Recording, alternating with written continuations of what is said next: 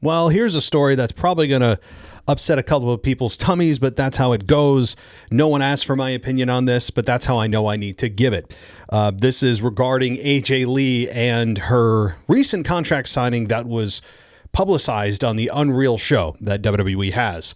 And on the Unreal show, this is not probably news to anybody, by the way. This was published according to Yahoo News on July 21st. So it's not new, but on the show, AJ revealed that 30 minutes before her TV return, she had yet to sign a contract. This is before she returned to side with her husband with Becky Lynch harassing CM Punk. We all remember the return. And she said, quote, "One of the things that I fought for back in the day wasn't just for equal footing. It was, let's get paid the way men get paid. To know that I'm signing a contract where I'm getting paid the way my husband is getting paid, where I'm being treated like an equal, it was a boss-ass moment. I'm not going to lie." Well, this is, of course, nothing more than feminist propaganda bullshit and the idea of equal pay for equal work. Well, I don't know how to say this, AJ, without just being blunt, which is what we do here. You are not on equal footing as your husband. You are not on the same level as your husband. You are not in the same stratosphere as your husband in terms of what you bring to the table for WWE. You're just not. You are a big name in the women's division. But the women's division, much like the WNBA, it is surviving simply because of the male counterpart. Not to say that a women's wrestling federation, so to speak, can't survive on its own, but it hasn't happened yet. And the women in every wrestling organization that has ever existed have been the minority placement in the show. They just have generally. And there's a reason for that. Just much like the WNBA, where its sugar daddy is the NBA and would not exist without the NBA funding it, and has lost year over year tens of millions, now into the hundreds of millions of dollars since its existence, because people don't want to watch the WNBA. Not to say people don't want to watch women's wrestling. Women's wrestling, I do concede, has come a long way. And I enjoy women's wrestling when it's good, much like I enjoy men's wrestling when it's good. But my point about all this is, you get paid, here's a concept, what's your worth?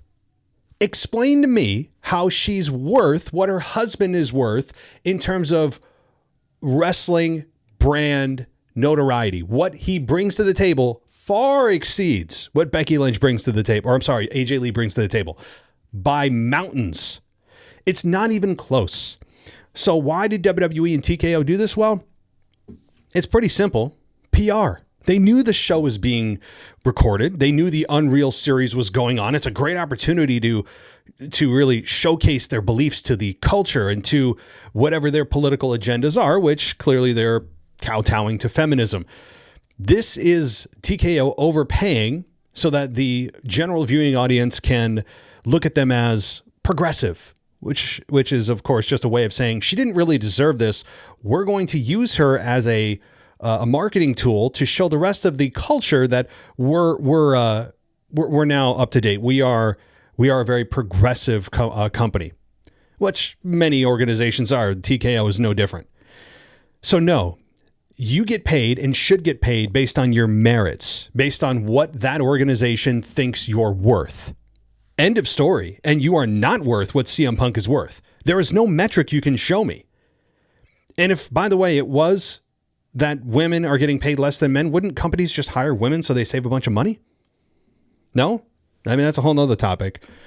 But I wanted to come on here and probably upset some people, not to just get clicks, but somebody actually come out here and tell me why you think using real numbers, not just insults, when you have no actual argument, because that's called intellectual cowardice. When you have an argument, somebody tell me how AJ Lee is on equal footing in terms of wrestling, not as human beings, but in terms of wrestling value. They are an asset to the company. How is she on equal footing with her husband? Give me the metric. Merch, ratings, main events, titles. Please share your story with me. I'm actually asking legitimately, but I'm also being an asshole about it because this is WWE and TKO really, I think, force feeding their beliefs down our throats and then using AJ Lee as a prop to do so. But let's see what this video does. I really think this is just, of course, garbage. And AJ Lee, while I enjoy what she's brought to the ring, she's a good wrestler. She has a presence.